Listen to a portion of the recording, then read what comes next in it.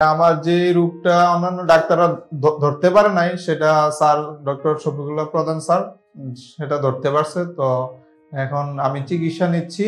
এখন স্যারের পরামর্শ মতো আমি এগুলা ফিজিওথেরাপি, রিহ্যাব ফিজিওথেরাপি চালিয়ে যাচ্ছি। আর আগের থেকে আমার কাছে মনে হচ্ছে যে আমার শরীরটা এখন একটু অনেকটাই হালকা মনে হচ্ছে। নমস্কার, আমি শান্ত দাস, কুমিল্লা জেলা বাড়ি। আর আমি পেশায় একজন প্রবাসী। আমার বয়স হচ্ছে 24। আমার সমস্যাটা হচ্ছে, আমি প্রবাসে যাওয়ার আগে থেকে আমার পায়ে ব্যথা করতো। এই পায়ে ব্যথা করতো, তো আমি অর্থোপেডিক্স ডাক্তার দেখাইলাম। তো কিছু ওষুধ দিয়ে দিছে। তো এই ওষুধ করে আমি অতটা রোগ ধরা পড়ে নাই। তো আমি প্রবাসে গেছিলাম, এই কিছুদিন আগে গেছিলাম। তো এখানে আস্তে আস্তে যাওয়ার 2 মাস পরে আপনার ব্যথাটা এই তীব্র হইতে থাকে। তখন আমার কোম্পানির ম্যাডামে আমাকে বুকে এক্সরে করা, পায়ে এক্সরে করা। তো আমার ব্যথা ওইভাবে ধরা পড়ে না, কিন্তু আমার পায়ে পুরা শরীরে আমার প্রচন্ড ব্যথা করতো। তারপর থেকে আমি যখন ব্যথাটা সহ্য করতে পারি নাই, তখন আমি দেশে আসার সিদ্ধান্ত নেই। স্যারের ভিডিও দেখি ইউটিউবে, তো দেখে এখানে আসার সিদ্ধান্ত নেই। তো এখানে আসার পরে স্যার আমাকে বলে যে তোমার এই এমআরআই করাতে হইব পিঠের ইয়ার জন্য। তারপর এখানে লিখছে সামান্য প্রবলেম, আর আমার বলছে যে আমার রিউমাটয়েড আর্থ্রাইটিস রোগ, এটা বলছে স্যারে।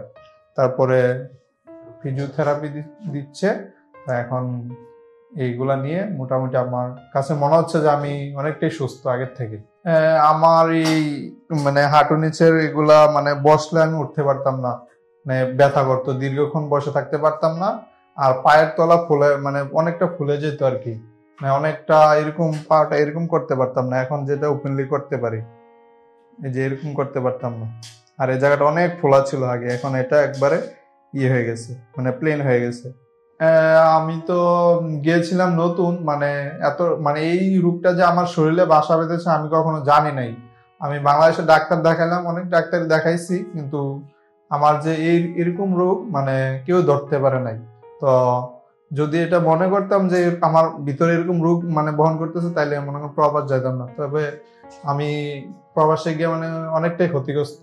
আমার যে রোগটা অন্যান্য ডাক্তাররা ধরতে পারে নাই, সেটা স্যার ডক্টর শফিকুল্লাহ প্রধান স্যার সেটা ধরতে পারছে। তো এখন আমি চিকিৎসা নিচ্ছি। এখন স্যারের পরামর্শ মতো আমি এগুলা ফিজিওথেরাপি, রিহ্যাব ফিজিওথেরাপি চালিয়ে যাচ্ছি। আর আগের থেকে আমার কাছে মনে হচ্ছে যে আমার শরীরটা এখন একটু অনেকটাই হালকা মনে হচ্ছে। আমি এখন পর্যন্ত 11 দিন চলতেছে আমার। গতকাল চলে যাব, তবে আজকে আমার পুরোপুরি মনে হচ্ছে যে আমি অনেকটাই হয়েছি, ভালো হয়েছি। এই জন্য আমি চলে যেতে যাচ্ছি আর কি। আমার কথা হচ্ছে, যদি এরকম কোনো পেশেন্ট বা রোগী থাকে, তাহলে অবশ্যই আপনার এমআরআইটা, ব্লাড টেস্ট, ইউরিন টেস্টটা অবশ্যই করাবেন। করায়া সঠিক যে রোগটা এটা নির্ণয় করে ভালো রিহ্যাব ফিজিওথেরাপি চিকিৎসাটা নিলে রোগটা নিয়ন্ত্রণে থাকতে পারবে, যেমনটা আমি এখন চালিয়ে যাচ্ছি। আমার কাছে এই রোগটা স্যারের চিকিৎসাগুলো আমার কাছে খুবই ভালো লাগছে। আর এটা হচ্ছে প্রাকৃতিক চিকিৎসা আর কি, ওষুধবিহীন চিকিৎসা, রিহ্যাব ফিজিওথেরাপি, যেটা একটা সুস্থ মানুষও নিতে পারে, তার জন্য অনেকটাই উপকারী।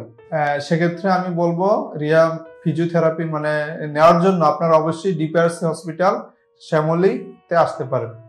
আমার জন্য সবাই আশীর্বাদ করবেন।